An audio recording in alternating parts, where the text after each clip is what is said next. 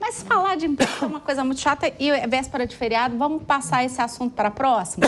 Vamos falar dos nossos jovens? Quem é que tem jovem em casa aí? Você tem filhos, Ricardo? Tenho Mas dois. são pequenos, não, né? Uma tem 22 anos e outra tem 6. Você também não, você é todo pequeno. Eu sou a jovem aqui em casa. Você... Tenho filhos e uma neta. Então. O número de jovens que não estudam, não trabalham e não... Nada. Nem. Cresceu no primeiro trimestre de 2023, segundo o Ministério do Trabalho. Agora são 5.400.000 jovens entre 14 e 24 anos nessa condição, contra 4 milhões em 2023. Deste número, 60% são mulheres e 68% são negros, de acordo com a Secretaria de Estatísticas e Estudos do Trabalho, Paula Montaner. Os dados apontam que são as meninas preponderantemente negras que não estudam e nem trabalham fora.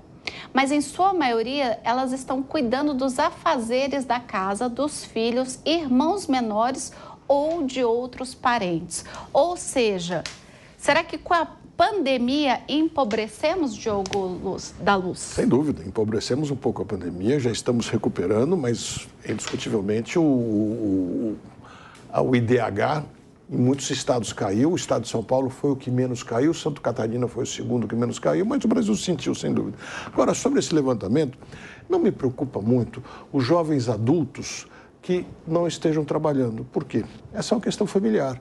Provavelmente a família deles permite uma situação onde 1 ou 2 ou 3 trabalham mais, outro fica em casa e eles se entendem e conseguem se manter. O que me preocupa são os jovens que estão deixando de ir na escola. Os NEM de 14 anos, 15, 16 até os 18. Esses me preocupam muito. E eles não estão indo nas escolas porque eles não veem na escola um benefício para si, um benefício além da merenda. É só o que eles veem de benefício. O resto, eles não percebem que aquilo que tentam lhes ensinar e eles mal conseguem compreender vai ajudar a sua vida, vai fazê-lo entrar no mercado de trabalho ganhando um pouco melhor. Não veem. Por quê? Eles mal aprenderam português. Mal e mal aprenderam as 4 operações básicas, mas mal e mal mesmo. A maioria dos nossos jovens de 14 e 15 anos não sabe fazer as 4 operações direito. Nós estamos falhando muito no ensino. E aí o que acontece? O jovem olha para cá e fala, que adianta eu continuar aqui? Agora vamos me ensinar biologia? Ele não compreende o que se quer ensinar para ele. Aí acaba fugindo da escola. Sem dúvida. E o ensino técnico não deveria estar pensado também? Primeiro, o ensino básico, português, matemática, muito bem dados. E preparar a pessoa para ser um bom carpinteiro, um bom mecânico, um bom monte de coisas que pode ser, porque o mundo precisa muito disso. Então a gente fala muito em mais universidades, esquece que os nossos neném precisam do ensino básico muito bem dado. E o que eu percebo no Brasil é que a gente está com excesso de advogados, de médicos, de administradores de empresa, porque o que a gente teve aí de faculdade formando advogado, formando administrador de empresa, mas falta aquele profissional técnico, né? Principalmente o mercado de tecnologia, falta mão de obra técnica, sujeito técnico, ou seja, especialista em determinada atividade propriamente. Será que não está na hora da gente repensar? Sei que até não existe o termo repensar, mas já caiu no jargão popular, enfim. A Cíntia não deve estar me assistindo, não tem problema. Será que não está na hora da gente repensar essa questão de estímulo a tantas faculdades, ao curso superior e começar a trazer mais esse jovem para o ensino técnico? Bia? Elaine, eu acho que esse assunto tem tantas vertentes que precisariam de uns 4 linhas de frente para a gente conseguir discuti-lo de forma adequada. Eu penso que há alguns anos o sonho da grande maioria da população era ter acesso ao ensino superior. Isso acabou viabilizando a abertura de centenas, de milhares de faculdades, de cursos superiores, sem que a educação como um todo se atentasse para quais profissionais, qual tipo de pessoa estava entrando na faculdade.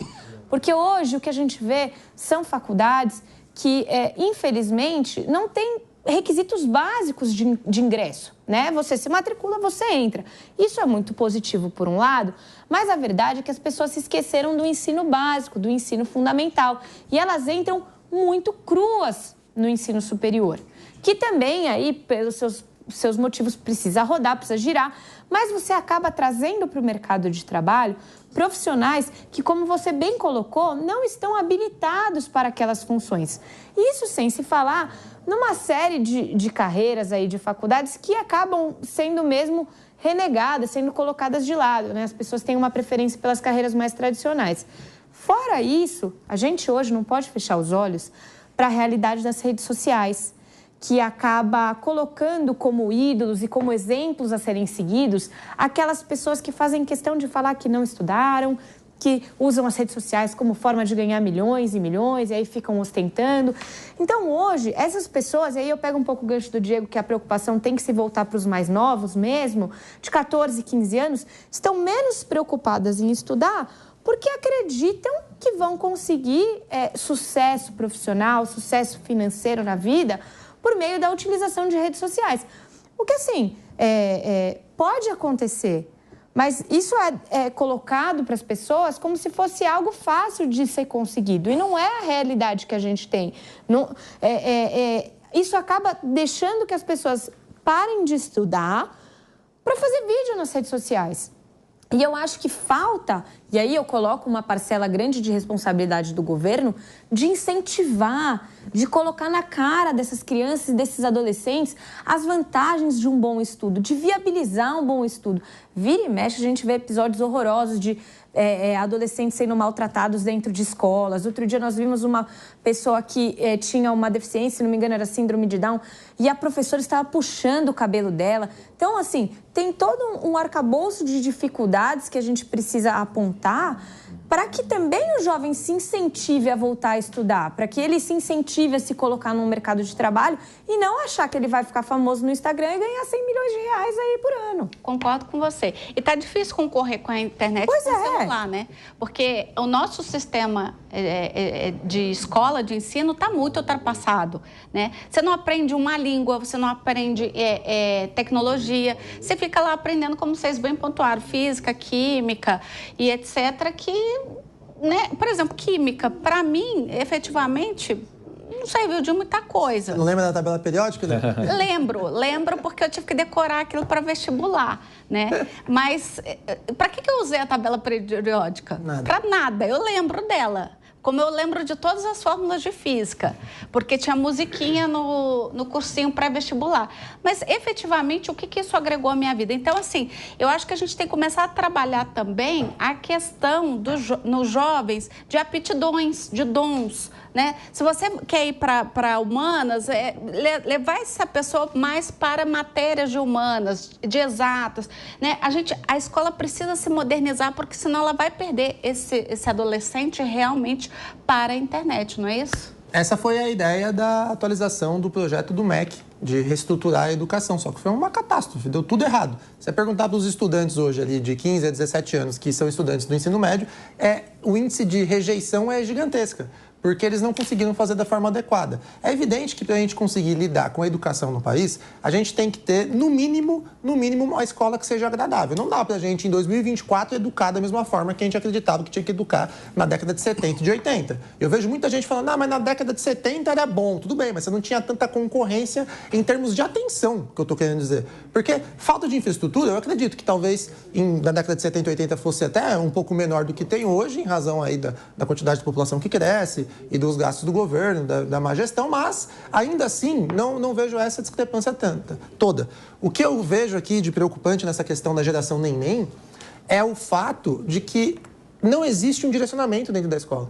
A escola não ensina, foi o que você comentou, não ensina um aluno a um empreendedorismo, não dá educação financeira, que beleza, o cara vai lá e aprendeu a tabela periódica, aí você teve a oportunidade de fazer vestibular e se formou. E quem não tem essa oportunidade? Não sai de lá com uma profissão, igual o Diogo comentou. A gente tem que ter curso técnico profissionalizante, educação financeira, educação política. Isso seria fundamental na rede pública. Sim. E nada disso a gente vê. O que a gente vê, na verdade, é uma geração de 14 a 24 anos, que corresponde aí ao percentual de 5 milhões, Cara, que absurdo. Sabe qual a quantidade de pessoas no Brasil que recebem Bolsa Família? Só um adendo, porque você comentou sobre um percentual muito alto aqui de mulheres. 20 milhões de pessoas no Brasil recebem Bolsa Família. Desse percentual aqui da geração neném, quantas delas são mulheres que têm filhos? E aí o valor do Bolsa Família é de R$600, mais R$150 por filho até 6 anos de idade. Então vamos supor que tem 2 filhos. Você tem lá o Bolsa Família mais 2 filhos, R$900, certo? O salário mínimo no Brasil, para quem não tem uma formação, é de R$1.400. A pessoa ela vai trabalhar das 8 da manhã às 18 horas da tarde para ganhar R$1.400, ou ela vai receber os R$900 do governo e fazer um monte de bico por fora para ganhar até mais do que isso. O problema é estrutural. Então, esses dados, eles não são, assim, alarmantes em termos de, olha, é uma tragédia. Não, é uma tragédia anunciada. E aí vem de tudo que foi comentado pelos meus colegas, pela Elaine. O Brasil investiu muito na educação no nível superior, quando, na verdade, deveria investir na primeira infância, fazer a inversão da pirâmide. E nada disso vem sendo feito. A gente tem que trabalhar muito, muito, muito para evitar com que essa geração nem aumente. Mas só vale lembrar que o Bolsa Família não é o problema estrutural para a gente ter uma geração neném. De mais a mais, o Bolsa Família é um programa de governo que passou aí por diversas gestões, né, de esquerda, de direita, de centro, e já se mostrou uma política social muito efetiva. Agora, o que me preocupa, Ricardo Holtz, é que essa geração está hoje com 14 a 24 anos. Nós estamos com uma população envelhecendo muito rápido. O Brasil está com a população, a pirâmide está se invertendo, né? Ela está envelhecendo muito rápido, muito mais rápido que na Europa, inclusive. Então, essa é uma geração que vai ter que sustentar nós velhinhos. E se você tem essa geração que está fora da escola, não está se profissionalizando, não tem uma perspectiva de trabalho, nós estamos na roça, nosso futuro está condenado ou não? Sem dúvida alguma, você tocou num ponto importantíssimo aí. Primeiro ponto, pessoal, nós precisamos modernizar urgentemente o nosso modelo educacional. Sem isso, nós estamos fadados a ver esses números dos nem crescendo cada vez mais. O ensino técnico tem que estar na pauta dos políticos. Nós precisamos modernizar a cabeça dos políticos, dos legisladores, dos gestores nesse país, porque nós estamos pensando como 100 anos atrás. O modelo educacional nosso hoje é exatamente igual ao dos nossos pais, dos nossos avós, dos nossos bisavós. E isso não é mais atrativo para esse jovem. O jovem não percebe valor em estar, de fato, na sala de aula. Esse jovem de 14, 15 anos, o que é um absurdo. Nós precisamos colocar esse jovem dentro da sala de aula de uma maneira mais modernizada. Nós não estamos ignorando completamente as premissas de uma sociedade da informação. A gente fala muito em mídias sociais, a gente não está tendo robótica nas escolas, inteligência artificial, a gente quase não ouve falar nas escolas, parece um bicho de 7 cabeças. As próprias mídias sociais, gestores de mídias sociais, a gente não vê os cursos técnicos dentro das escolas públicas brasileiras tratarem desses assuntos. É óbvio que a gente tem como pilar português e matemática, que é essencial, sem eles a gente não vai a lugar nenhum. Mas se a gente não modernizar a forma como nós estamos educando os nossos jovens, o jovem não vai perceber valor. Somado a detalhes, como é o caso aqui que foi colocado do Bolsa Família e de outros benefícios sociais, que inclusive na França eles estão fazendo um caminho inverso, o governo francês, o parlamento francês está discutindo tirar benefícios dos desempregados para que eles possam voltar a buscar emprego no mercado de trabalho. Então, um conjunto de fatores que tem como premissa a cabeça do nosso legislador, a cabeça dos nossos governantes, que não se modernizam, eles pensam como no século passado. E isso é um problema. Hoje nós temos uma deficiência imensa na nossa formação dos nossos jovens, os jovens não veem mais valor em ir para a sala de aula, eles preferem ficar na frente do celular tentando correr atrás do sonho de virar youtuber e ganhar um dinheiro a mais do que ganharia em qualquer outra profissão.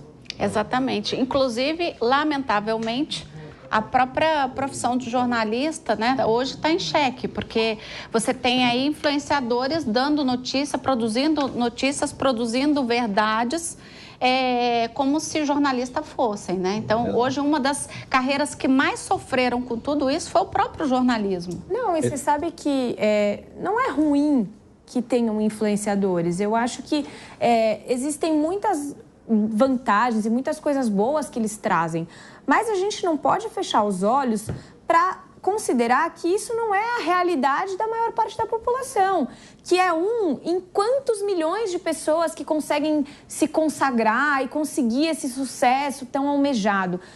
Não é assim, vou deixar de estudar porque eu vou virar youtuber, vou me dedicar e vou automaticamente virar um milionário. Não vai funcionar dessa forma.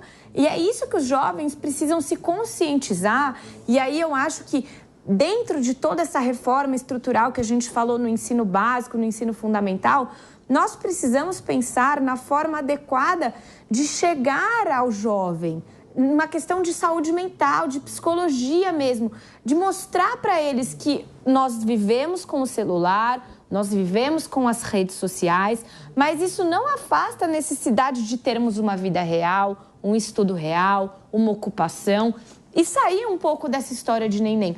Porque o que acontece é isso, na escola eu sou maltratado, na escola eu aprendo química sendo que eu quero ser advogada, na escola se eu falo alto a professora me põe para fora, me suspende. Essa não é a abordagem que a atualidade pede, porque o Sérgio colocou de uma forma claríssima, a concorrência de atenção é gigantesca, algo que a gente nunca tinha visto antes. E o modelo, a estrutura da escola, não só no Brasil, no mundo todo, precisa levar isso em consideração para conseguir manter os seus alunos dentro dela.